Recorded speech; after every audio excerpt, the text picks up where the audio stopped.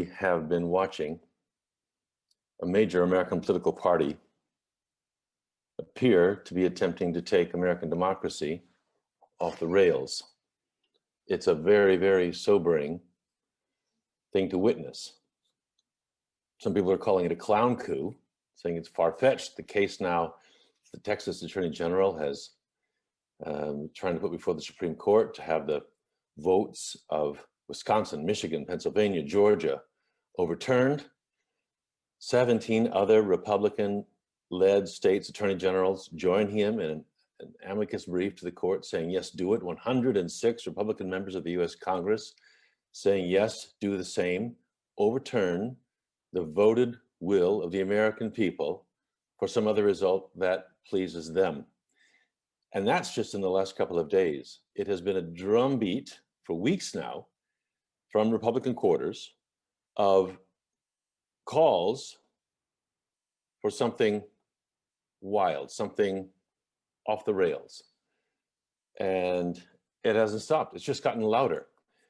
We were supposed to talk with Jewel this week about Tony Hsieh and his sort of burning down the house tragically, taking his own life in the process. Not that he did it on purpose, but how his life went off the rails. And circumstances changed. So here we are talking about our country and American democracy, a democracy that's a two-party system. And in that two-party system, one of the parties now appearing to be willing to disregard the voted will of the people. How do we live in this kind of scenario, with this kind of setup? We're reaching out this week to Christian Vanderbrouk. He wrote a piece for The Bulwark, which is the publication that Bill Kristol and Charlie Sykes put together as kind of an anti-Trump redoubt of alienated Republicans.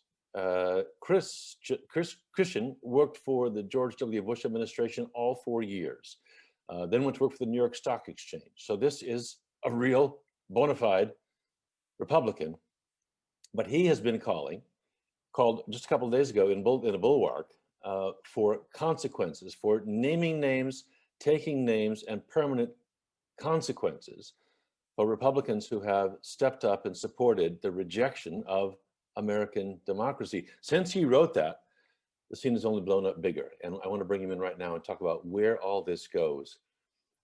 It's a powerful piece he wrote. And he compared, at the top of this piece, he talked about Richard Reed, the would-be terrorist who tried to take down a flight from Paris to Miami back in 2001. Christmas, had a bomb stuffed in his shoe, failed when other passengers saw him fumbling around with it and took action to stop him. He's really, in effect, comparing that with the Republican Party right now, trying to take down American democracy and calling on serious citizens to step up and act on this, to take action. Let's talk with Christian Vanderbrouk. Should bring him in right now. Christian, coming to you, I hope. Hi. Let's see. There you are. Christian, hi. How are you? I'm very well. Thank you very much for doing this today, Christian. Yeah, my pleasure. Good to see you. You too. Your piece. Well, let me ask you first. Republican, American or Republican first? Oh, I mean, it has to be American first. I think that all of us who signed our names to the Never Trump movement, implicit in that is the idea that there are some questions or principles that are much larger than partisan identification or whatever professional relationships we may have had that, you know, before we got to this moment in history. So, I mean, clearly the answer is American first. And I would hope that everyone would answer the question that way. I presumed as much, but these days, you know, to be American first, it can't just be a phrase. It has to be, as you're effectively pointing out in your piece, it has to be how we live, what we really stand up for. And right, clearly standing up for democracy is part of that. And right now, we see a whole bunch of people who are not necessarily, who simply are not standing up for democracy. Yeah, I think that, you know, in economics, there's a term stated preference versus revealed preference, right? And so you may state American first, but, you know, obviously we judge people by their actions, which speak, you know, much louder than whatever words or slogans that we might attach ourselves to. So here we are. Since we invited you on the show, things have just blown up further. You were naming names days ago of people who you thought had really crossed a red line, who you said for whom there has to be there have to be consequences. You wrote, the saboteurs who have struck at the heart of our democracy, and you had named a bunch of names there in the GOP, should be considered politically, if not morally, irredeemable. You said they should be pariahs marked forever as if they had sworn allegiance to an adversarial regime. And since that time, the number has just exploded. It's now 18 attorney generals, if you can include Ken Paxton in Texas, who launched that, far-fetched is what we always hear, but still launched that effort to overturn the elections in 4 states. It's 106 Republicans in the US Congress, in the House. That's a majority of the GOP caucus. We can barely keep up with the numbers. Did you ever imagine when you set out as a never Trumper that it would come to this, Christian? No, it's been very dispiriting, I think, especially how quickly all of this has happened. You know, when I wrote the piece, I tried to set a pretty high threshold for what I would consider behavior that would constitute making someone an enemy of democracy. And the way I defined it was, if you're calling for a state legislature to overturn the popular vote in a state in defiance of a final court judgment, you know, circumventing the legal process, that I thought everyone could agree that that would make someone an enemy of democracy. I think that when we've seen this Texas suit, though, I may have to kind of sit back and revise it, because the remedy that they're demanding is so extreme that it is as if they're just circumventing the entire legal process.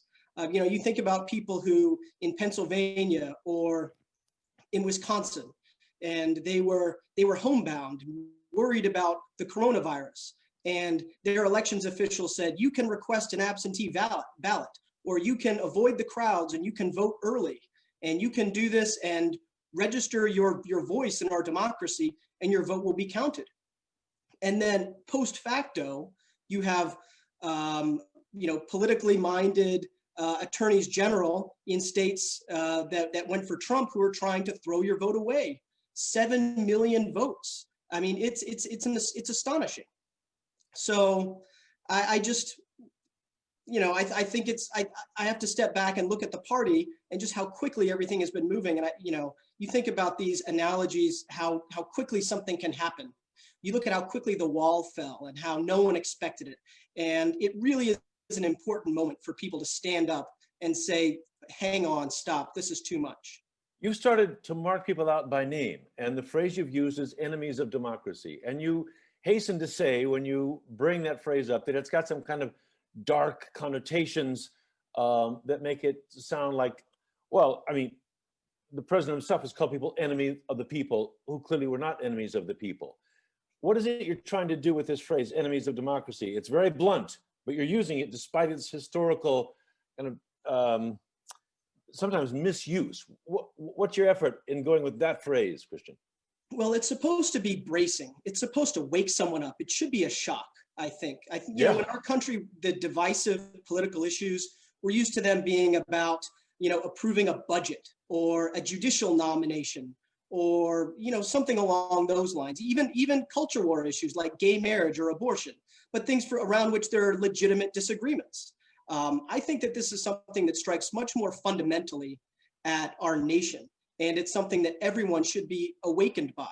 You know, when you say the phrase enemy of democracy, you might think about, you know, oh, that might be something that, you know, you might have read in pre-revolutionary war literature in Russia, for instance, calling people enemies of democracy. We're not used to that, but I think that there's really no other phrase that would apply to what's being attempted, or at least what the motions that people are going through, even if they're doing it cynically to appeal to a base and they may not believe it could actually happen. What they're doing is they're creating an appetite for it. They're creating an appetite for an authoritarian to swipe away the results of a democratic election. And if that goes unfulfilled, I worry that there's still going to be a hunger that remains throughout a future Biden administration, and they will be waiting for a new leader to come and fulfill those very dark aspirations on the right. Christian, it's still 38 days until or 38 days since the election, something like 40 days until inauguration. This is pretty wild already. And I mean, so far, It's legal cases that presumably the Supreme Court, this latest case will be thrown out, 55 cases lost. Maybe it's tweets and rhetoric and stuff that nobody thinks is going to go anywhere, but I don't know. It's still 40 days until inauguration. The president has a lot of authority. He has a lot of power. I want to look at what it means that the GOP, one of our two major parties, is going down this path, but what about the imminent days right in front of us? Is this just rhetoric? John Dean, we talked to not so long ago, he calls it a clown coup, which suggests, but he doesn't discount it as undangerous. But what about these next 40 days? Do you see, I don't know, you've got Mary Trump, the president's sister, saying, you know, these are cowards who have chosen sedition. You've got all kinds of physical threats, as people have felt already, including Republicans who have had these threats. You've got the leader, the head of the majority leader in Pennsylvania saying he didn't want to sign, or he couldn't say that he wouldn't sign a letter encouraging Pennsylvania's electoral college votes to be discarded or disregarded, because if I would say to you, I don't want to do it, I'd get my house bombed. What about these next 40 days, Christian? It's very, very concerning the next 40 days. I mean, you saw protesters in Michigan armed outside someone's home. I mean, you think about the individual decisions that these elected Republicans are having to make, and they're worrying about, if I do something, am I going to have someone with an AR-15 outside my child's bedroom yelling obscenities at my home? So I have a great deal of sympathy for what people are going through in this moment, and it's very worrying. You know, one of the people who I mentioned in the piece, Tom Fitton, who runs a conservative legal advocacy organization called Judicial Watch. They've lobbied for very conservative Supreme Court members for a long time now, been very active, very prominent, not fringe. No. I mean, he's someone who is welcome at all of these conservative gatherings. He is a respected voice on the right, but objectively speaking, it is very far right. He called on Twitter last night for the president to invoke the Insurrection Act against protesters in Portland, Oregon. You had the president's former national security advisor, Michael Flynn, who attached himself to a call to impose martial law, suspend the Constitution, and have the U.S. military administer a nationwide revote of the election.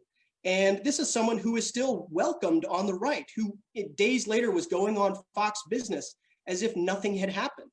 And what I'm trying to do is wake people up to the fact that there are some very dangerous people out there. It is very, very dangerous. What happens in the next 40 days? I don't know. I mean, what happens if there is an act of political violence where there are deaths involved? How does that play out? I don't think anyone really knows. I think a lot of people are a little bit too comfortable in the fact to say, well, you know, they don't have the numbers in the House to block this, or they don't have the numbers in the Electoral College to block this. And maybe that's true.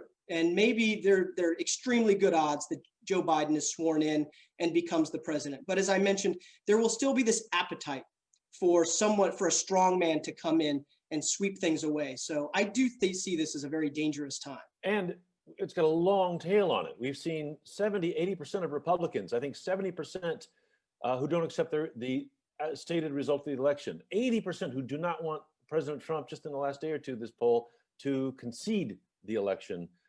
That's a lot of support.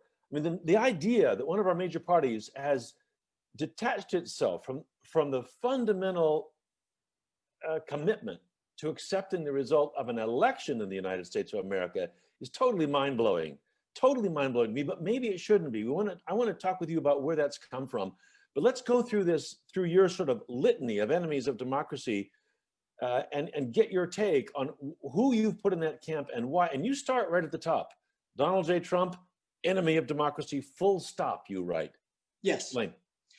Well, what I tried to do when I talked about President Trump is not just to look at his behavior in this period between Election Day and where we are now, but to really go back through history and to say that this is someone who has never respected democracy. This is someone who, back in 2012, when he was a Mitt Romney supporter, was tweeting out conspiracy theories about voting machines switching votes from Mitt Romney to Barack Obama. When the networks called for called the election for Barack Obama that night in 2012, he said that we are no longer a democracy. And then in 2016, he called both sets of primaries rigged. He said his primary was being rigged against him by the Republican establishment. And he said that Hillary Clinton was rigging primaries against Bernie Sanders. So, I kind of stopped there and said, let's take what the president is saying and let's look at it through the lens of some things that he has said throughout his career.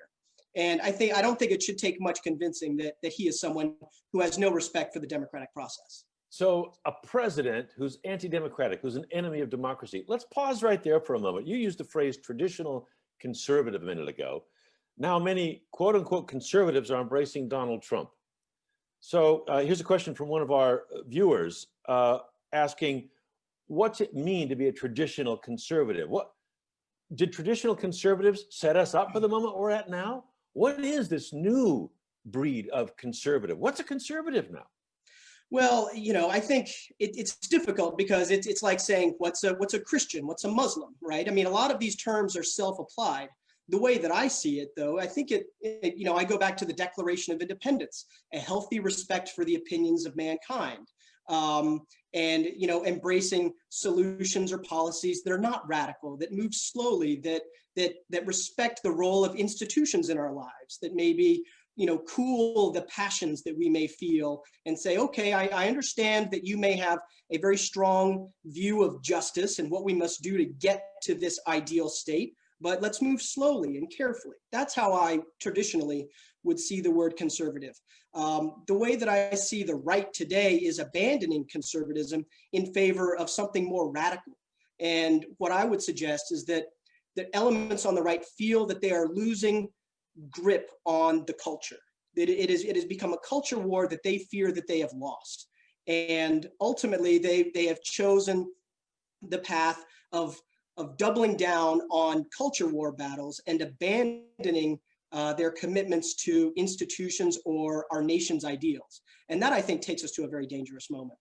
Stuart Stevens, longtime Republican who has become very allergic in the last couple of years, writes that the GOP has today become the most dangerous anti-American force since the Confederacy.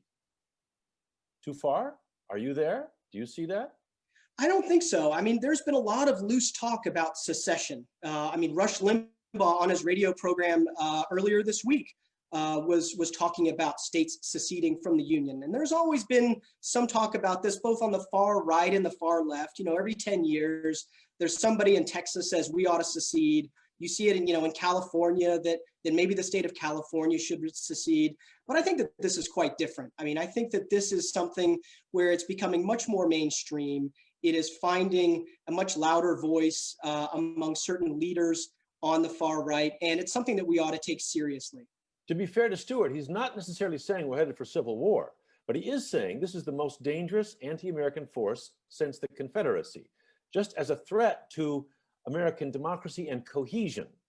The idea that one of our major political parties with a lot of power, with still the presidency until January, we think, with substantial standing in the House, with a majority, at least for now, in the Senate, is being described by a longtime Republican as a threat to American democracy on that scale is wildly unnerving. Is this just a fever? Does this pass? Or is this the new, is it a battle to the death over the American culture and what this country will be? I would use the analogy that it is a cancer, and it may go into remission for some time. If Biden takes office and we get back into more traditional types of debates about, is his nominee for HHS too extreme, or is this tax cut or is this tax hike that he's proposing, is it too much? Is it going to have too much of an impact on the economy? I could imagine that the next 6 months feeling a little bit more normal, but it could come back very, very quickly, I fear. And we could have an economic downturn. There could be an act of terrorism. Something could happen in, I don't know, a Hunter Biden investigation that leads to something. So I think that, as I mentioned earlier, there is an appetite on the right for a strong man. And Donald Trump, he played the strong man very well. He is someone who is very concerned with image. And I think that he enjoyed emulating strong men from around the world. He may see someone like Vladimir Putin or watch old videos of Mussolini and say, this is someone who I want to emulate. But what we would hear from kind of the conservative establishment is that, well, his policies were more mainstream Republican. He didn't actually do a lot of the things that the left or never-Trumpers maybe feared that he would have done.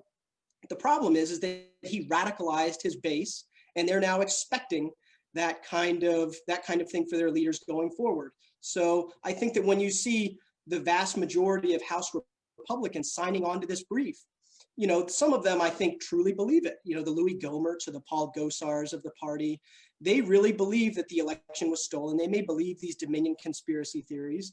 I think that there are others. You could look at, say, a Dan Crenshaw, and maybe if you spoke to him privately, he would say, I don't really believe all of this stuff, but he looks to his right and he worries about a primary challenger.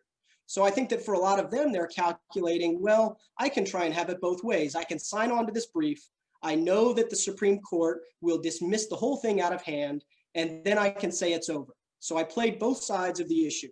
The problem is that his supporters are still going to believe that the election was stolen no matter what the Supreme Court says. And I fear that with these January 5th elections, the GOP is calculating we can't concede the race before people vote for Perdue and Kelly Loeffler, because that will depress the GOP base. So we are going straight in for another 3 weeks, I think, of this kind of election trutherism and a refusal to acknowledge the results of a democratic election, even after the Electoral College votes. Perdue and Loeffler have signed on to all this anti-democratic Yes. stuff. So enemies of democracy by your lights?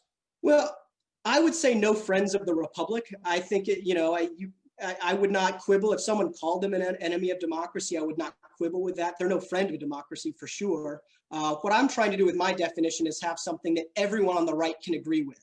And I think it's especially important now that we have most of the House Republican caucus conference signing on to this.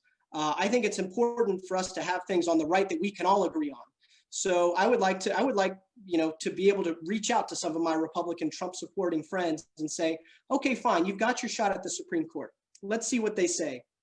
If the Supreme Court denies cert to these 18 states that have come in, then can we all agree that it's over and that we will move on, and that going to the state legislatures and asking them to try and do something, or trying to go to the House of Representatives and have a floor fight over rejecting electors and try to keep Joe Biden from getting to 270. Can we all agree that that's out of bounds? I would hope that we could agree on that afterwards, but I fear, as I mentioned before, that the political dynamics are going to take us right through these Georgia special elections. You talk about the right there, though, as still something apart from this cancer that you described. Where I sit looking at all this, it seems almost one with this cancer. Now, you clearly live in a realm of Republicans who are deeply disconcerted about this, who are shouting fire.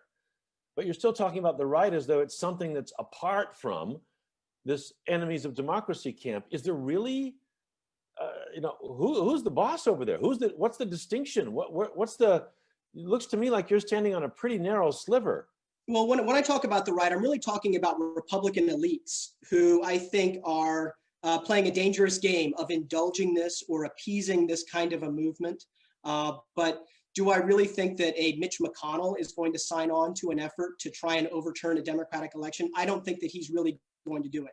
I think that they're playing a very dangerous game with their own base right now, trying to keep them on board and looking for a way out of this. That's what I think they're doing. I worry, though, that they have unleashed something that they may not be able to ultimately rein in. There have been a lot of people, and I've heard from them talking in interviews saying, we've got to burn down the Republican Party. I'm sure you've heard this. It's got to, I mean, your own colleague, Bill Kristol, has come pretty close to saying this, like this party can't go on.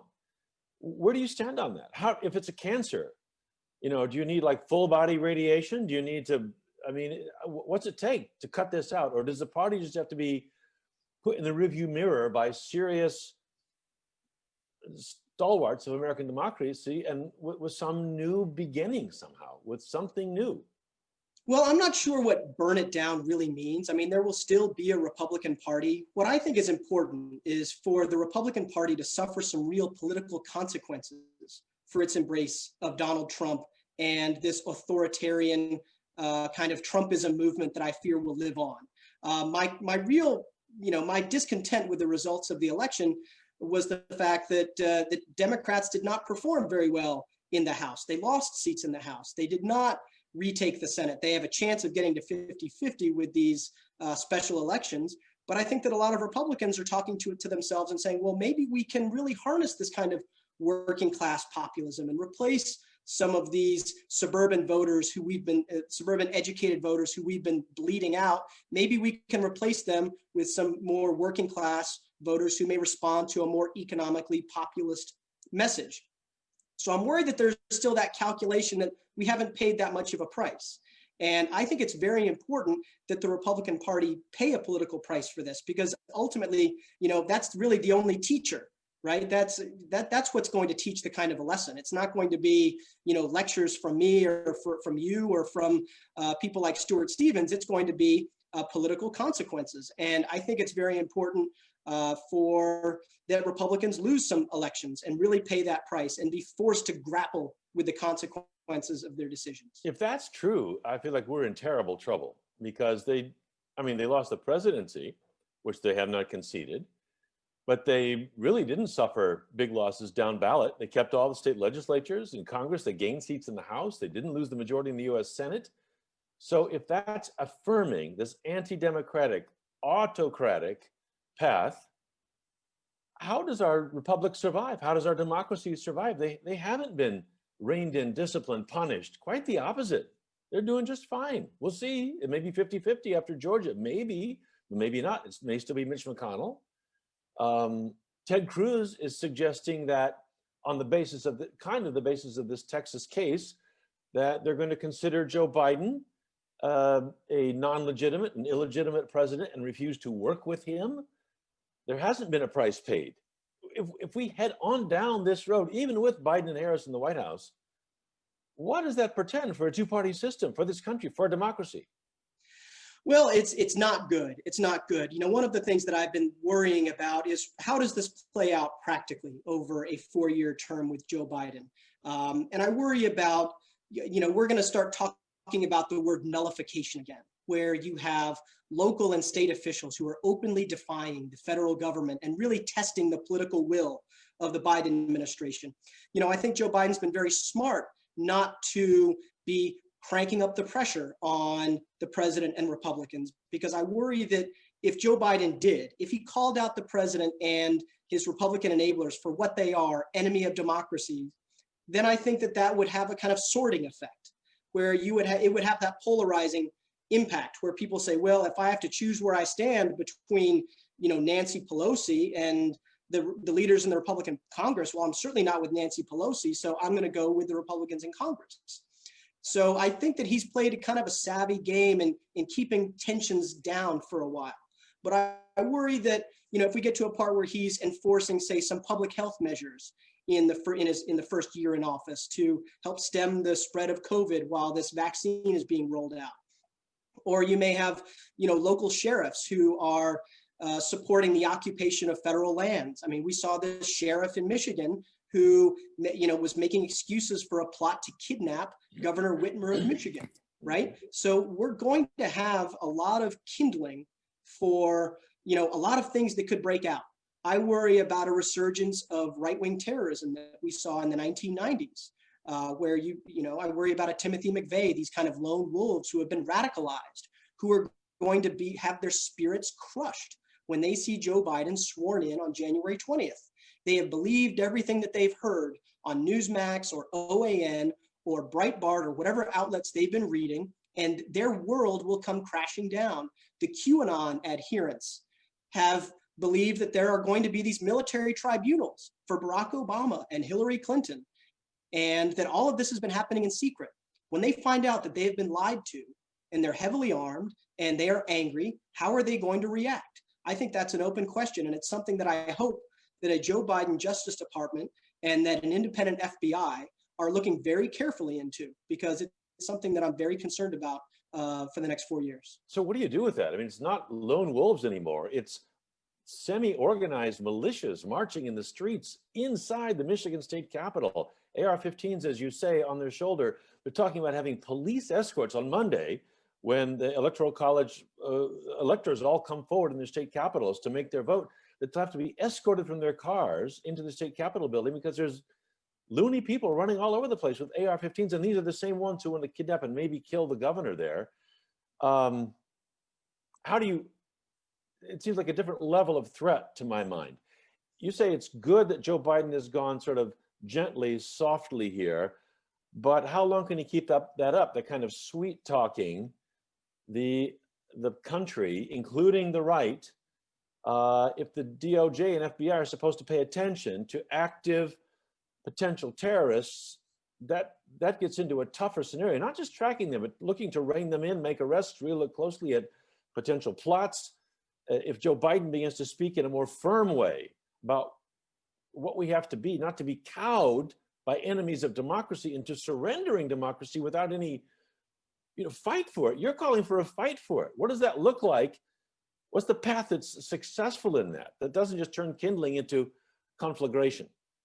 Well, I think that's where people on the right, traditionally on the right, like myself and other never Trump Republicans, can speak up where Democrats may find it perhaps imprudent for them to be so far out there with rhetoric like enemies of democracy. What I'm trying to do is wake up maybe some other traditional parts of the GOP, say the country more, the more business class type Republican who is concerned about taxes and who is concerned about stability and doesn't like what Elizabeth Warren wants to do with the securities markets and thinks that, the Squad and AOC are too radical, doesn't like turning on the TV and seeing Antifa protests. And so they identify themselves as Republicans because they're seeing things that they don't like from the left.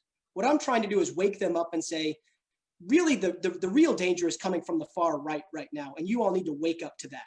And I think that hopefully this moment can help us shock some more people on the right. I have been heartened to see some other outlets like National Review, which have been very accommodating to the president and making excuses for them in no uncertain terms, talking about his attempt to overturn the results of the election. And Andrew McCarthy, who defended the president throughout the impeachment crisis, has said that there is nothing to this Texas lawsuit, and it's in fact very dangerous. So I do see some people outside the world of elected Republicans who are starting to speak up, and I hope it continues. And I'm not as interested in settling scores with them as for what they did during the Trump era, because it's too important right now for people to stand together against really this assault against our democracy. Oh, there's a lot there, and I want to get to it because you say a price has to be paid for what's happened. But let me ask you first, you are, I guess by definition, in a sense, a business class Republican or conservative. You work for the New York Stock Exchange. If the Biden administration comes in and the progressive pressures on them to do something about the deep inequality in this country and much more, if they start to, let's say they win those seats in Georgia, let's say they get a little running room here and they start to act on that front, is it going to be tempting for you to reach over and grab onto that Trump base, whether you like it or not, for their support in pushing back against policies that you may not like in a more progressive Biden administration? Will that test your commitment to democracy? I don't know. I certainly there may be some individual policies that I would hope Biden doesn't win on. I would hope that, not supporting every plank of his agenda would be casting my lot with Trump and his enemies of democracy. But look, I was very disappointed on election night when Democrats did not retake the Senate, and I knew what was going to happen if they did retake the Senate. I've had a lot of conversations with people up here in New York who are concerned about taxes and what a Joe Biden administration might do. But I think that there are some questions that are just too important and too fundamental, right? If we don't have a democracy anymore, if we don't have faith in the rule of law in this country anymore, ultimately that's what undergirds a kind of a capitalist society where people can benefit. And so, I don't necessarily accept the fact that we have to choose one or the other here. I would hope that we could agree that, look, if we should respect the results of a democratic election, and then we can worry about some of these other questions later. What should the consequences be for your enemies of democracy? And your list goes right on down. You've got Rudy Giuliani on there, Jenna Ellis, who was with him on that wild legal team, Doug Mastriano, Pennsylvania state senator, and then you've got all the members in the Pennsylvania General Assembly who were wanted to turn things around. 28 members in the Arizona legislature. Paul Gosar, you mentioned earlier. You get to Michael Flynn and Tom McInerney, and of course you got Lynn Wood on there. And now we've got these 17 attorneys general. Would you put them on the list of having crossed into enemies of democracy? You've got 106 Republican members of the sitting Congress. Would you put them on the list? And what should the price be for these people? Some of them are politicians. They could be turned out. Others are not. There's no turning them out. Flynn's been pardoned. Right. I think that the consequence should be reputational. I think it should be shame that follows them around for the rest of their lives. I think that when their obituaries are written, it should say what they did in this moment to our country. It should be an epithet that follows their name. Rudy Giuliani, an enemy of democracy, and then say whatever it is, the headline that you want to say about him. As for these attorneys general, whether they're enemies of democracy, I think that we can debate where to draw the line. My personal standard is that whatever case you want to take to a judge, you can take it into a court, and even if you get laughed out of court, you respect the ruling of the judgment of that court. You don't then try to go to a legislature and try to exert raw political power to overturn something that you could not prove in court. So I think that that's my standard ultimately for enemies of democracy. But I wouldn't argue with someone who put those 17 or 18 attorneys general on the list. I would certainly say that they're no friends of democracy. They are no friends of the republic. What do we do for our democracy if reputational damage isn't enough? We have a cohort here who is clearly shameless, beyond being shamed. I mean, President Trump at the top of that list. And the bar for shaming has gotten so high or so low or so out of sight. I don't even know where it is anymore. And you've got a huge portion of the GOP, the Trump base, as you described, that has now been conditioned to accept a style of governance, an authoritarian style of governance that's clearly anti-democratic. And you've got a big apparatus that's feeding them now. So they're independently nourished on that worldview, regardless of what Joe Biden says, or regardless of what you and I say. What if we don't have a clearly effective way of getting a handle on this, of getting things back into the democratic fold? What do we do? Well, I think you hint at it in your question where you talked about a large apparatus that's feeding it. I mean, yes, the people who have signed on to these lawsuits, or the people who have demanded that state legislatures ignore the will that has been expressed by their voters, I think they're beyond shame. They will not be shameable. So I think that, as a strategy, what might prove effective is to try to shame the enablers, try to shame the people who want to be respected, who would kind of recoil at being tarred as an enemy of democracy. And that's why I think it's important for the party as an institution to pay a price for indulging these people. They've always been with us, right? I mean, if we're being honest, as a Republican, I remember I went to CPAC in, maybe 1998 or 1999. And I remember looking around there and thinking, boy, there's some real nuts in this room. But, I also said, I'm a George W. Bush supporter. And there were a lot of people who were like me there as well. And I rationalized it and I said, well, look, as long as they're in the back of the room, they're going to vote for us. We might throw them a bone every now and then, but they're not at the head table. They're not really making the decisions. That was the type of kind of raw political compromise that is normal in our politics. Every major party, especially in a two-party system, is going to have some lunatics at the fringes. I think that what's changed is that, we really do have the inmates that are running the asylum right now.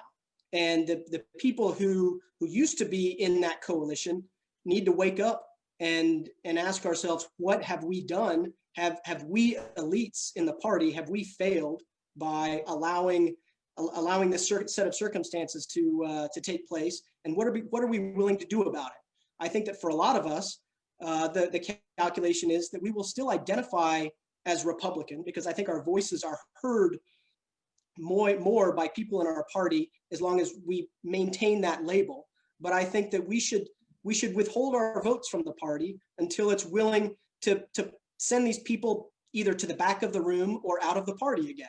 What if it's you're going to be irrelevant? it's going to be a generational project. What if you're irrelevant now? What if you've lost already? I mean, almost a century ago, conservative elite Germans used Adolf Hitler, and they thought he was a kind of a joke and a clown, and they'd run the show, and they didn't. They lost hold of the reins.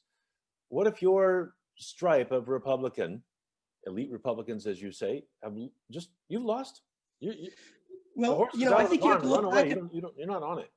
Look, I think if you look back at the history of the Republican Party, it was born out of the ashes of the old Whig Party, right? So there could be a viable third party type of a movement, right? There could be something where you go to people like a Mitt Romney, or go to people who are out of office, like Jeff Flake, and say, let's build a party together. And we understand that this is not going to be a party that will compete nationally, but we could make an impact on elections by helping to deny Republicans the majority that they seek. And I think that could be a very useful thing in American politics, to have a third party that could kind of swing between the other two major parties and really help impose those political consequences on the GOP. And I think that this moment right now is a very important one. And I think there have been a lot of fears raised among more reasonable conservatives that the GOP has a big problem on its hands. And this kind of anti-democratic agitation is really damaging to the country. One of the kind of the surprising and ironic things was to see people on the establishment right criticizing conspiracy theories because all of a sudden they're going to hurt Loeffler and Perdue in these runoff elections that are coming up. So, I do think that if for no other reason than self-interest, people in the Republican establishment are realizing they have something very dangerous on their hands. What if this isn't just, and you've already suggested this, but I wonder how deep this goes. What if it's not just admiration for the authoritarian, but what if what lies behind that irreducibly is, you say they're afraid of losing their culture. And a lot of that we know boils down to race. And this is has become a much, much more diverse country, and will become more diverse still. Since we dealt with slavery, the Constitution itself, except for the Electoral College part of it, can support a very diverse nation. I love that about the U.S. Constitution. It's sitting there ready to be used in that way. But what if you've got a very large, soon-to-be minority in this country who just can't accept the United States not dominated by white Americans? I think you're an Indiana kid. No, Texas. Texas, excuse me. I'm an Illinois kid. I mean, I don't know about you, but it was a very white part of the country, rural, agricultural, where I grew up. Good people, but I can imagine them equating their culture with a certain racial profile. And,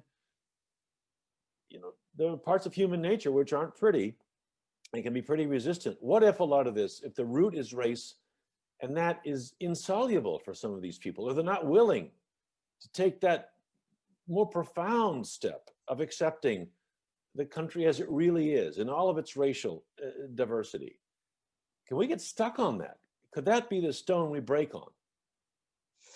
Yeah, I think that there has been a very disconcerting rise of kind of white identity politics on the right. And I think that was identified in the rise of Donald Trump. And it was identified even by people who kind of turned around to support him. I remember reading an essay in The Federalist by Ben Domenech in 2015.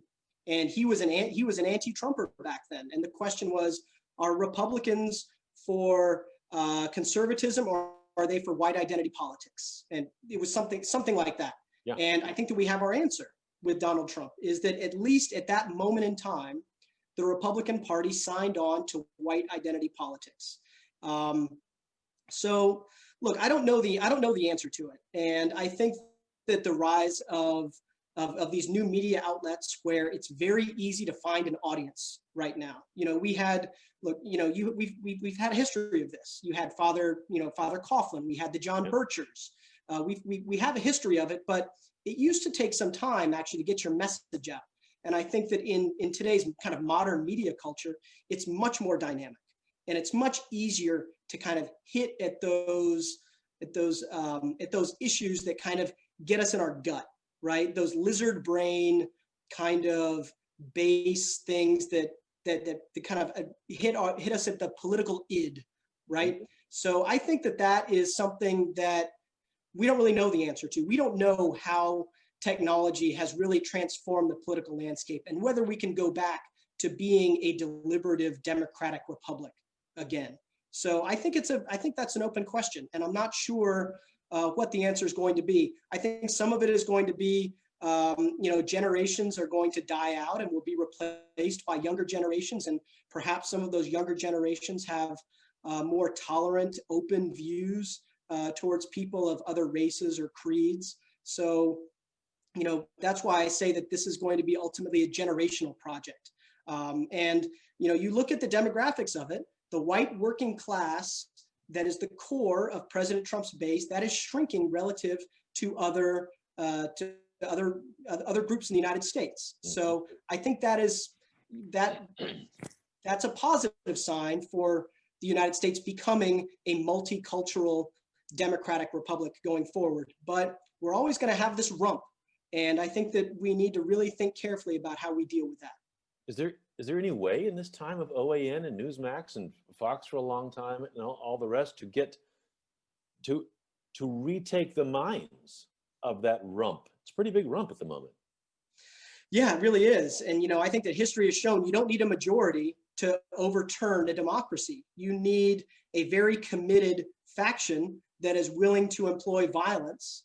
And that's ultimately what's required for it. I mean, I think that's what we saw with the rise of Hitler in Germany. Like, he did not command a numerical majority, but they had this kind of, domestic blitzkrieg where they were able to just steamroll the kind of sclerotic institutions that had become, a little bit too decadent or too unwilling to defend themselves. And that's what I called for in my essay. I say a republic that respects itself should remember where people stood in this moment. And I think that it's important for those of us who consider ourselves custodians of our institutions to really kind of, man up and find our spines and start defending the institutions as they are, no matter who you voted for.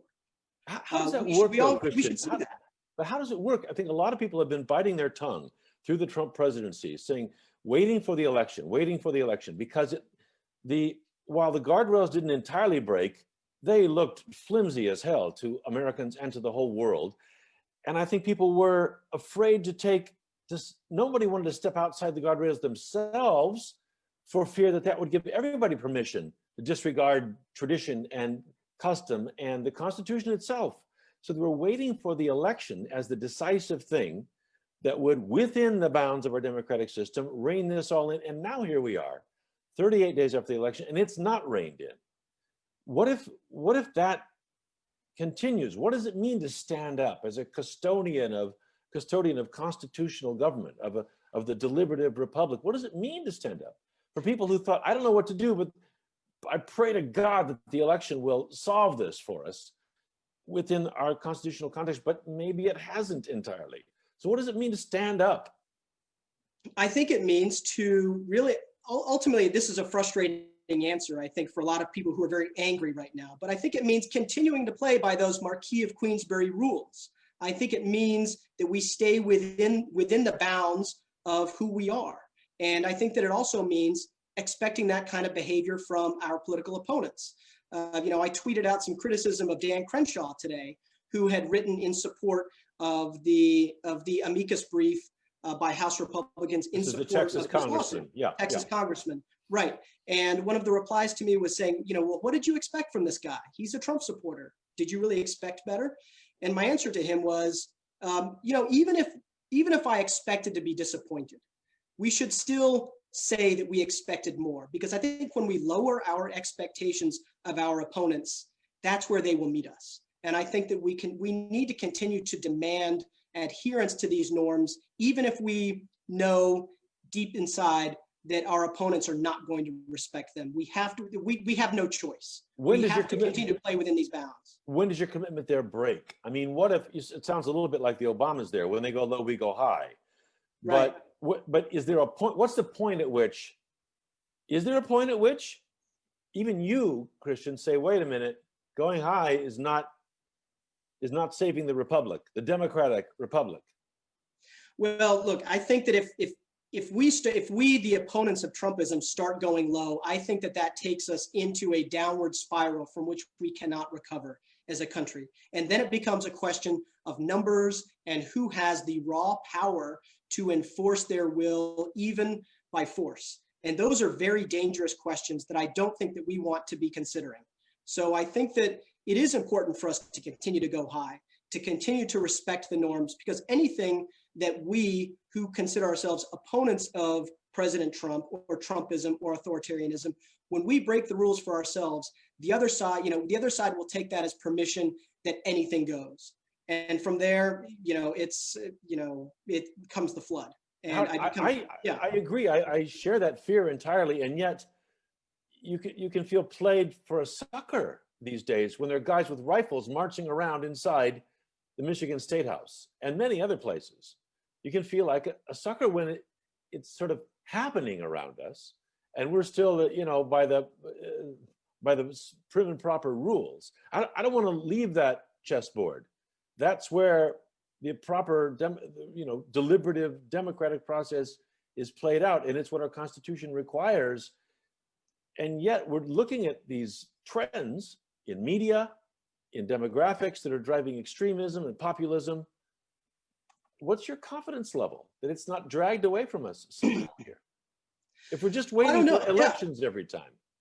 I don't know. I mean, look, I think that a person who has been a pessimist throughout the Trump administration feels very vindicated right now. And I think that they may feel more pessimistic looking forward over the next 4 years. But what I would say is that there is a new Justice Department that is going to be coming in.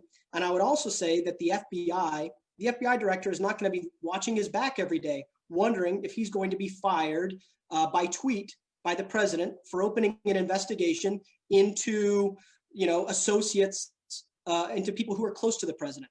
So I would put my faith in a new Justice Department and in an FBI that feels like it's independent again. I don't think that people worry about Joe Biden, pardoning his son, Hunter Biden, for anything that he may have done wrong on his taxes. People are not worried about him firing, prosecutors who are looking into things that may be encroaching upon Democrats. And I think that's a good thing. That is the type of behavior that we want to emulate on the right. We want to demonstrate to our opponents on the right. We want to show that what you did to us, we are not going to do back in turn to you all. And that's very unsatisfying for people who have been through 4 years and who have vengeance and who want there to be vengeance. But those are the rules of a democratic society that we live in, and we play by the rule of law. So, I do take comfort in the fact, though, that the Trump administration has been historically, at least the most corrupt of our lifetimes. I would say even more corrupt than the Nixon administration. So I think that there will be prosecutions. There has been law breaking. I used to worry about what would happen if President Trump is prosecuted when he's out of office. I worry about that less now, because I think it's important for, again, a republic that respects itself and the rule of law will not shirk from prosecuting someone, even a Donald Trump, if they've clearly broken the law. Do you expect the Biden administration to do that? Or maybe it's the New York State Attorney General or the Southern District of Manhattan? I don't expect, look, if it happens, I don't expect that decision to make it to Joe Biden's desk. I would expect Joe Biden to recuse himself from that decision. That would be a very serious step. And I would hope that the evidence was clear and overwhelming. I think I'm not a big fan of the Manhattan DA trying to trip up the president on some kind of ticky-tacky violation that might not normally be prosecuted. But if there's something that's serious, then yes, I think it's important that we show that the law will be followed. If the incriminating evidence is impartially found, would you support the criminal prosecution of former President Trump? Yes, I would.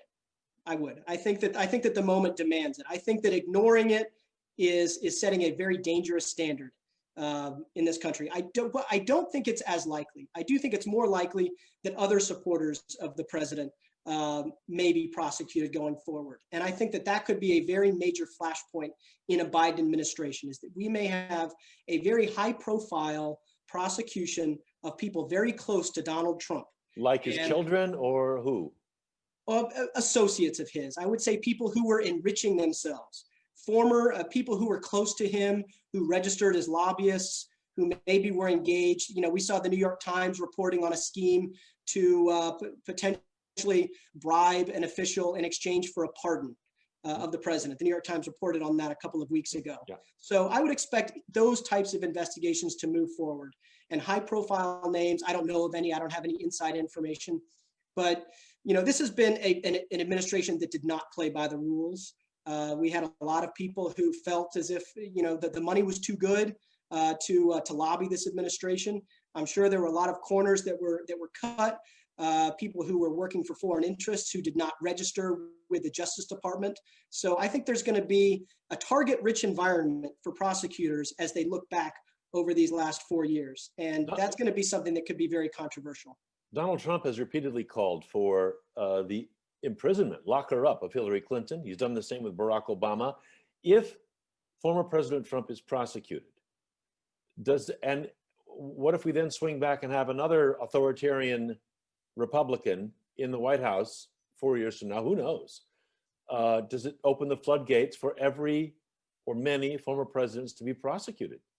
Well, it's possible. But look, I think that's the gamble that we take by living in a democracy, is that the people we don't like could win elections. And I think that that's something that we need to accept that.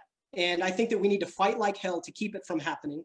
We need to educate the public. We need to educate people who supported the president about what the stakes are. I can live with someone I don't like. Ultimately, it comes down to the American people. And yeah.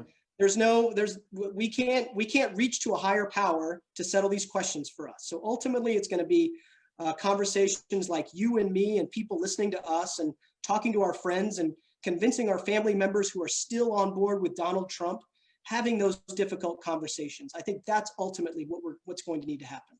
You talked earlier, Christian, about a new third party emerging in the same way that the Republicans were born eons ago out of the old Whig Party. Get more granular about that. Do you hear that kind of conversation? Who might lead a party like that? Where would it emerge from? Who would be its figureheads or its leadership, potentially? I don't know. I was part of a group called 43 Alumni for Biden, who were people who served in the George W. Bush administration. And I signed on to this. And as I went to the website and scrolled down, there were hundreds of names of people on this list. And it was so heartening to me to see so many of my former colleagues who worked for a polarizing, controversial president who had a lot of people who were very strongly against him, marches in the streets against him, calling him all sorts of names. But for people who worked under that kind of a president, who were willing to say, you know what, for all the battles that we had against Democrats and the left in this country, for us to say we are going to vote for Joe Biden. We're not sitting out. We're not voting for a libertarian or writing in Ronald Reagan on our ballots. We are voting for Joe Biden because ultimately that is the choice that the country faces. And we made that decision. So I think that there are a lot of people who have already announced themselves that they cannot support a Donald Trump-led party. That is very fertile ground for a third-party movement or a movement that at the very least rejects what the Republican Party is selling. And I think that that is something that could be a very important thing in American politics. Look, if you look at what decided the election for Joe Biden, we look at, the president's people talk about these urban areas. That's false. It was suburban voters. It was people who would normally have voted for a Bush or McCain or Romney type of Republican who said with Donald Trump, this is too much for us. We cannot stand this. That is going to be the most critical swing constituency in American politics going forward. And if the Republican Party is not going to compete for those votes, I think that we have a very fertile ground on which to sell, alternative messages. And, I think that if the Democrats are still smart and they nominate the more moderate wings of their party to lead in national elections, then that's a good sign for our democracy. I thought it was very healthy that Democrats went with a Joe Biden type candidate and did not give into vengeance, dreams and go with a far left candidate who would make all their dreams come true. What if they don't continue to go with a moderate candidate? The demographics are changing, as you say, younger voters are coming along, potentially groups who are more open to less laissez-faire capitalist path. You've got serious people looking at our degree of super inequality and saying, next to race, that is the other taproot of our current problems, that the power is so disproportionately held now because of how wealth is concentrated, that unless we address that, we're not going to be able to save the deliberative democratic republic. You talk a good game on democracy, but what if you get Democrats who are, but I've seen you write about the progressive nanny state. What if you have Democrats who are much more progressive, who part of what they're going after is the wealth of the super wealthy or the very affluent in this country for some kind of systemic changes that shake that more broadly across the population? Will you, voters like you, be willing to resist the temptation of allying with the Trump base to hold on to legislative power that would defend wealth against that, in that case, Christian? Well, I had a conversation with another alumnus of the Bush administration a couple of weeks ago, and we were talking about it. I think I was more radical than he was. He was a never-Trumper, but he was not someone who was ready to sign on with the Democrats. And he asked me, if Bernie Sanders was the nominee, would you have voted for him? And I said, as dangerous as this moment is, I do think that Bernie Sanders respects the basic institutions of our country, and I would have voted for him. I recognize, though, that's a difficult argument to make to kind of the business class Republicans to vote for someone like a Bernie Sanders. That may be a bridge too far for them. I have been heartened, though, by the response among Democrats to this most recent election. They are going through a very testy and difficult internal conversation. These questions about defunding the police, things that Joe Biden has even said. There was a tape that was leaked of Joe Biden talking about how far left the Democrats had gone. So I do take comfort in the fact that at least among in the Democratic Party, the adults remain in charge. And I think that's going to be just the typical kind of horse trading in politics, where people are going to have to maintain the Democratic base, and some bones are going to have to be thrown in the direction of the more, Elizabeth Warren or AOC type legislators. And, certainly Joe Biden is someone who has prioritized healing race relations in this country. I think his earliest speeches in the campaign were about Charlottesville. And I think that that's something that even holds true on the right. I think that you had Mitt Romney, who was marching with Black Lives Matter. And a lot of other Republicans understand that even if Donald Trump was not willing to acknowledge that systemic racism is a problem among the police forces, a lot of other Republicans, I think, are willing to say, it really is a problem. And perhaps when Donald Trump is out of office and he starts to fade a little bit, there may be an opening for some more of those conversations. I am hopeful. I remain optimistic that we can at least try and have that debate on the right. Stick with the money, though. Stick with the money question.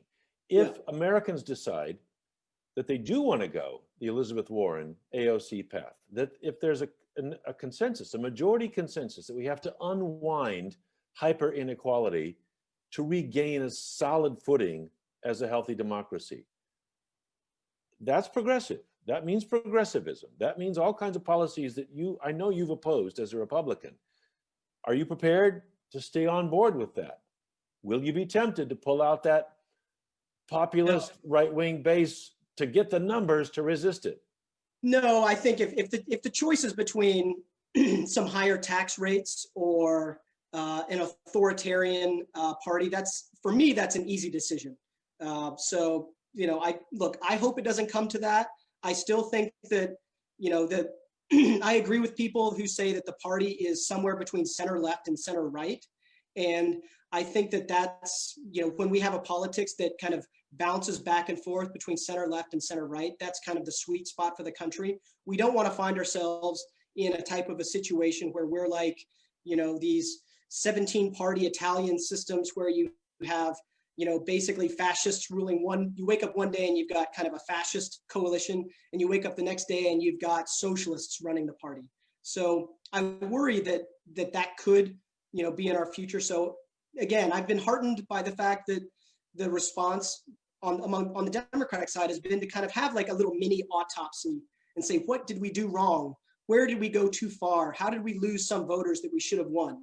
So I would like to continue to encourage that. And I think that Joe Biden is the right person to have at the head of the Democratic Party to kind of keep the party from going too far off the rails. But again, if Trumpism proves to be a little bit too much for Joe Biden to take down on his own, if his kind of calming leadership doesn't do the trick, then I fear that we may be in for more of this kind of extremist politics. And I think at that point, it becomes much more difficult to really, you know, for the center to hold. Are you an odds maker? How are you betting on the center holding, on the Republic standing? Well, you know, look, I'm still here. I'm still, you know, I've got 2 young kids in this country. We're still here. So, you know, I think that all of us who have benefited so much from the promise of America. And I look at myself and all of the privileges that I've had in life, and I've benefited so much from it. I think it would be a shame to give up on it now. So that's why I've, you know, chosen to kind of make my voice heard, because I do think that there's something worth saving here, and it is important. And it's important for people across the political spectrum to have these kinds of conversations and really try to, you know, lower the tensions. But, you know, I think that as part of that, we have to be clear-eyed and we have to have moral clarity about what the stakes really are. So I think that by calling out the enemies of democracy, what I'm hoping to do is wake people up to what the stakes really are in this moment. And thankfully, I think a lot of people have been awakened, and I hope that more will be. We have to see the ultimate privilege as being the privilege of living in a democracy. I worry that that light could go out. I mean, if we don't swing in behind it and really support it here, look around the world. You know, China is on, democracy is not their first party. They've got their own way, but it's not a democratic way. Russia, come on. I mean, Europe would try, but Europe, if the United States isn't there, things get dicey. Yeah, I think about Ronald Reagan and how he talked about a shining city on the hill, and he took it from the earliest settlers in the United States, the Pilgrims, and he talked about the United States being a beacon of moral leadership around the world. He talked about democracy, and he was fighting a great evil at the time. He was fighting communism and the iron and trying to free people who were living behind the Iron Curtain. And I think that was a noble cause that Ronald Reagan was fighting for. And I worry that a lot of people on the right today, it's been interesting how they went from worshiping Reagan to, saying we're never going back to zombie Reaganism. Well, if authoritarianism is the alternative, let's go back to zombie Reaganism. Let's go back to the dead consensus, as some people in the right call it, because this alternative is too dark. And when we find ourselves talking about secession, we should have learned that lesson from another great Republican president, Abraham Lincoln, that's something we don't want to try again. We may have our first Native American on the president's cabinet before too long, who might take issue with the old notion of the first settlers. Well, the first English settlers. Right. Yeah, but then that's the wider lens future that we're all headed into. Fair point. Christian, you're terrific, and I'm very grateful to you for spending this time with us today. It's been really frightening to see so many Americans swing so far in this direction of supporting authoritarianism. No matter where you are in the rest of the spectrum, we've got to be grateful for conservatives, Republicans who have stood up in this time to say no, and with the degree of specificity and kind of explicitness that you have in this piece in The Bulwark. Enemies of Democracy is the title, and Christian Vanderbrouk is our guest today. Come back on the other side of the inauguration. Let's hope it's peaceful. Let's hope we work our way into a new era here and begin to get on more sound footing for this democracy. I can't believe the degree of risk that's come to it in these last months and years and days. And I'm grateful to you for calling it out in such an explicit way. Thanks a lot for being with us today, Christian. Great to have you. Thank you, Tom. I enjoyed it.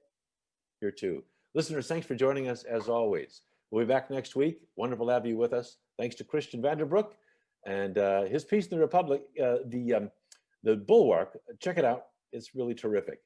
Great to see you. Look for us on YouTube now. We're up there as well as on Facebook, and we'll welcome you there. AshbrookLIVE signing off. Thanks for being with us today.